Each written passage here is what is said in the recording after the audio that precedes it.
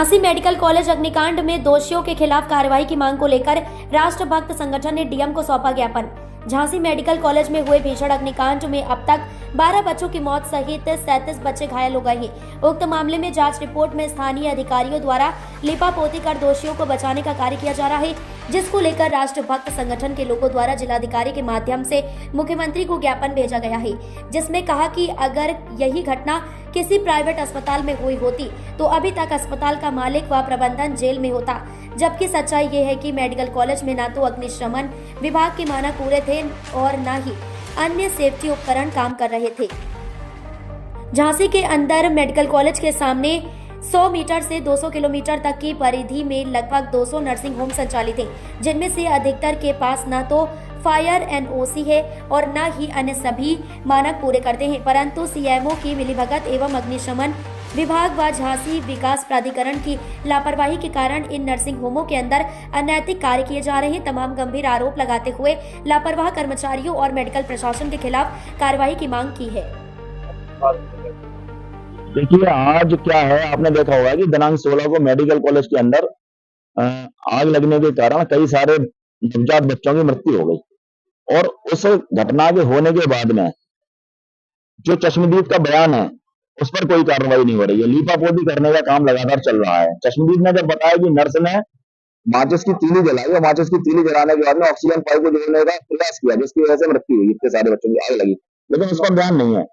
दूसरी बात, जो भी रिनोवेशन हुआ वहां पर जो क्राइटेरिया होता है उस लेवल के ना तो तार लगाए जाते हैं, सिर्फ भ्रष्टाचार के कारण 20 से 22% कमीशन जो चल रहा है उसके कारण क्वालिटी का काम नहीं होता, जिसकी वजह से जगह जगह लोगों को मुसीबतों का सामना करना पड़ता है। और पूरा प्रशासन सिर्फ इस बात में लगा है कि किस तरह से मुख्यमंत्री योगी जी को बदनाम किया जाए। इसको लेकर के हमारी ये मांग है जिलाधिकारी झांसी से कि सबसे पहले चाहे अज्ञात के खिलाफ रिपोर्ट दर्ज हो, इस कांड में रिपोर्ट दर्ज हो और यह जांच इधर के स्थानीय प्रशासन से ना करा करके, देखिए 12 घंटे में रिपोर्ट आई, उस पर लीपापोती की गई। हमने मांग की थी कि किसी बाहरी एजेंसी से इसकी जांच की जाए, तो 4 लोगों की टीम जरूर बनाई गई है, लेकिन इसकी जब तक सीबीआई जांच नहीं आई तब तक पूरे के पूरे निकल करके सामने नहीं आएंगे और दोषियों के खिलाफ कार्रवाई होना अति आवश्यक है। इसी तरह से आपने देखा होगा सीएमओ के निर्देशन में मैं कहूंगा अवैध नर्सिंग होमों का संचालन मेडिकल कॉलेज से ठीक सामने हो रहा है, जहां पर ना तो मेडिकल एक्ट का पालन हो रहा है, ना फायर सेफ्टी एक्ट का पालन हो रहा है। फायर एक्सटिंग्विश वाले जाते हैं अधिकारी, पैसा लेकर के नर्सिंग होमों से जो है एनओसी दे देते हैं। किस आधार पर एनओसी मिल रही है? 12 फुट की गली में कोई नर्सिंग होम खोल सकता है?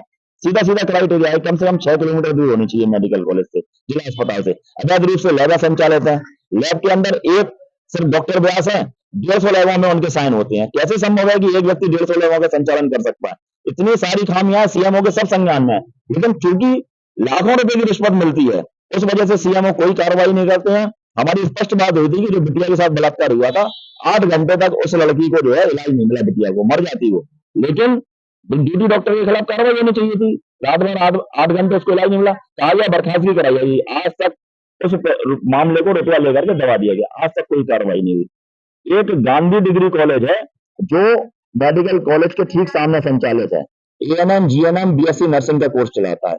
अपनी बिल्डिंग में 4 नर्सिंग होम खुलवाए हैं, सहारा के नाम से, चितरंजन के नाम से और भी 2 नामों से खुला हुआ, सबसे 1-1 लाख रुपया लेता है, सीएमओ के संज्ञान में है, लेकिन उस पर कोई कार्रवाई नहीं करेंगे क्योंकि जहां से पैसा मिलेगा कोई कार्रवाई नहीं होगी। तो इनकी भ्रष्ट सीएमओ है जो, और ये महुआ में रहा है, वहां भी बहुत भ्रष्टता इसने की है और गाली गलौज कर बात करता है, अपने आप को डिप्टी सीएम का रिश्तेदार बताता है। कोई रिश्तेदार नहीं है। ऐसे लोगों के खिलाफ तो एफआईआर दर्ज करके बंद करना चाहिए, ऐसे गंदे लोग, इनकी बर्खास्तगी होनी चाहिए। इन सब मांगों को लेकर के हमने मुख्यमंत्री जी को ज्ञापन दिया है जिलाधिकारी झांसी के माध्यम से, और हम चाहते हैं इस पर कार्रवाई हो। कार्रवाई नहीं होगी तो सीएमओ ऑफिस के बाहर हम लोग धरना देने का काम करेंगे।